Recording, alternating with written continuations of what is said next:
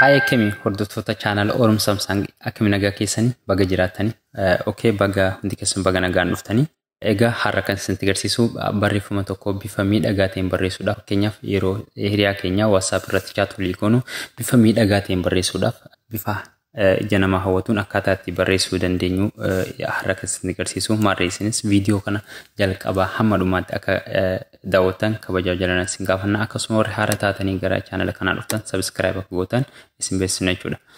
Okay, gara barnooticha darbuudhaaf style bareeda kanaan barreessuudhaaf application fayyadamna. Okay, application suuqoon Play Store keenya keessatti argama. Yeroo takka Play Store keessatti seentu erga Play Store keessatti seentanii bakka kanarratti style text jettanii barreessitu jechuudha. Style text erga haala kanaan irratti cuqaastanii search gootanii jechuudha.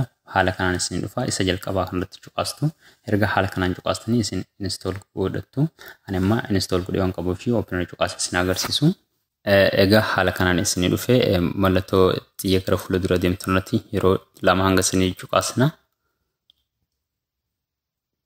beessa kana ofirraa balleessuudhaaf bakka isii sochootu kanarratti yeroo takkaaf cuqaasna gadi buutii jaluma gabbuune cuqaasna jechuudha. Ammas jaluma deebinee cuqaasna haala kanaan ofirraa balleessina erga haala kanaan beessan balleessine amma bakka mallattoo qulfii irraa gara harka bitaatti argamtu isii magariisa yeroo takkaaf cuqaasna erga haala kanaan cuqaasne bakka sadan kana eeyyamnaaf jechuudha on gochuu qabna. Haala kanaan seentanii on gootu bakkeettanii yeroo takkaaf baatu ammas isa lammaffaas haaluma kanaan on gootu isa kana immoo xiqqoo gadi simbuusa waan ta'eef gabbuutaniiti bakka style text bakka kanarratti on gootuuf jechuudha. Haala kanaan on ammas bakkeettanii baatu yeroo lamaaf jechuudha. Isa gara gadii kanatti nuuf waan ta'eef style text file bakka kanarrattis on gootu jechuudha. Erga haala kanaan on gootanii asumaan wanti isin agarsiisu bakka fakkeenyaaf gara gaanu kanarratti blocks apps jedha. Bakka kana keessa seentanii application barreeffama kana bifa miidhagaa ta'een irra barreessuu barbaadan filattu yeroo takkaaf irra cuqaastu jechuudha. Erga haala kanaan cuqaastanii fakkeenyaaf all apps jedha bakka kanarratti yoo all app hin feene immoo fakkeenyaaf hunda application block bakka tokko godhuudhaaf haala kanaan block yeroo gootan haala kanaan block ta'a jechuudha. Block kana waan hin taaneef yeroo kanaaf deebitaniiti bakka kanarratti all apps bakka kanarra gootanii erga inni style kanaan isin dhufe fakkeenyaaf amma fakkeenyaaf an easy kanarratti waan hin fayyadamneef haala kanaan kan irraa barreeffama miidhagaa kana irratti namaaf barreessuu hin dandeenye ofirraa cuftu jechuudha. Fakkeenyaaf haala kanaan an sadan kana mi'aa cufu isin kaawwan bifa feetaniin ka barreeffama application irratti fayyadamuu barbaadan isintu beeku waan ta'eef filattanii dhiifattu kan hin barbaanne immoo haala kanaan of gootanii ofirraa cuftu jechuudha. Kana kanumaan xumurree duubatti baakenne habaanu erga haala kanaan baane wanni nuuf yoo jiraate mallattoo tana bakka amma mallattoo loof jirtu tana yeroo takkaaf haala kanaan gadi cuqaastu irra gabbuutu haala kanaan isin waan isinitti tole haala kanarraa gadi cuqaastu jechuudha. Hamma barbaadan yeroo waan hin qabneef haga isinitti tole taasisin jedhe haala kanaan gadi cuqaasattu akka style kanas gadi download isinii ta'u jechuudha.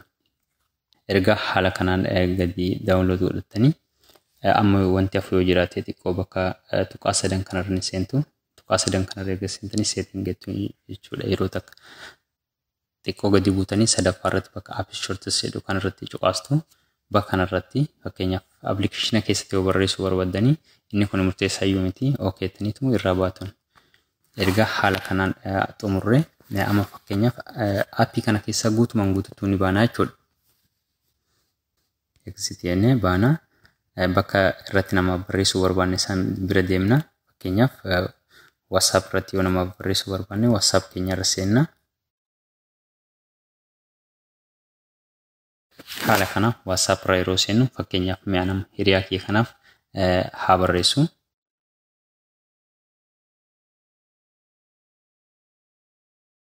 Yeroo isin barreessitan akkuma haala kanaan argitan kana mallattoon application sanii fuula WhatsApp keessan irratti isinii baati.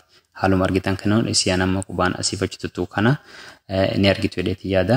Isii tanarratti yeroo takkaaf barreeffama keessan kana bifa miidhagaa keessa taayila biraatti jiruudhaaf isii irratti yeroo takkaaf cuqaastu erga haala kanaan cuqaastanii haala kanaan isinii fidaa jechuudha. Kinoo haala kanaan barreeffama kana fakkeenyaaf mi'a nama isa gidduu kanarratti filadhu haala kanaan jijjiirra argaatuma jirtanii miti. Fakkeenyaaf istaayila gara gadii irratti filadhu haala kanaan xixiqqeessee barreessaa jechuudha. Fakkeenyaaf ani amma istaayil bakka jettu kanarratti filadhu bifa kanaan istaayila kana qabsiisaa jechuudha. Yoo kanaan feenee istaayila biraa akka barbaadan taa'etis keessa gaddeemtanii istaayila baay'ee jira. Bakka mallattoon qulfii jiru kana jira. Qulfii kanarratti yoo banachuu feetan immoo qulfii kanarratti yeroo takka cuqaastu gara appilikeeshina reefuu exit goonee keessaa baanee isin deebisa. Yeroo fuula sanirra isin galchitan seentan ammoo qulfii tana banuudhaaf beeksisa wayii dhufaa viidiyoo gabaabaa wayii dhufaa viidiyoo sallaaltaniiti erga viidiyoo sallaaltanii qulfiin sun isinii banamte jechuudha. Fakkeenyaaf WhatsApp irratti haala kanaan ergaa barreessine barreeffama haala miidhagaa ta'een bifa kanaaf hiriyaa keenyaaf barreessaa jira jechuudha. Amma saayii fakkeenyaaf anuu isa akka isinumatti agarsiisuudhaaf istaayila biraa qabsiisuudhaaf haala kanaan istaayila biraa fakkeenyaaf akkuma argitan kana haala kanaan jijjiiramaa jira jechuudha. Haala kanaan barreeffama garaagaraa bifa miidhagaa ta'een barreessuu dandeenya.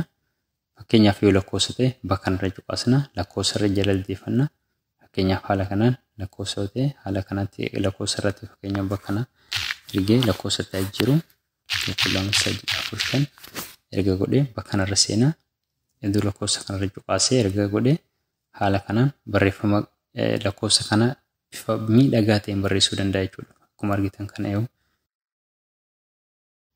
haala kanaan wal jalas buusee xixiqqeessees barreessuu danda'a jechuudha. Fakkeenyaaf xiqqeessee akka malee xiqqeessee akka ijaaf nama mul'atutti isin akka isinitti tolee barreeffadhaati. Erga WhatsApp irratti haala kanaan isin agarsiisee Facebook irrattis haaluma kanaan barreessuu dandeessan jechuudha. Fakkeenyaaf Facebook irrattis isin agarsiisu yeroo qabu wajjin deemuudhaaf daddafee waan deemuuf isin duukaa bu'aa.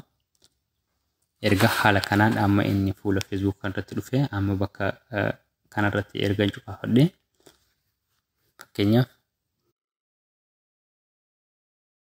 barreeffama kana bifa bareedaadhaan miidhagsuudhaaf amma asirratti bakka chaatii kanarratti deeffadhaa qubeetaa kanarratti waan barreeffama waan ta'eef fakkeenyaaf haala kanaan akkuma argitan miidhagsee barreessee jira jechuudha. Haala kanaan akkuma argitan haala kanaan barreeffama chaatii garaagaraa qabsiisee fakkeenyaaf poostii gochuu barbaade bakka mallattoo poostii godhu kanarratti yoo cuqaase haala kanaan poostaa jechuudha.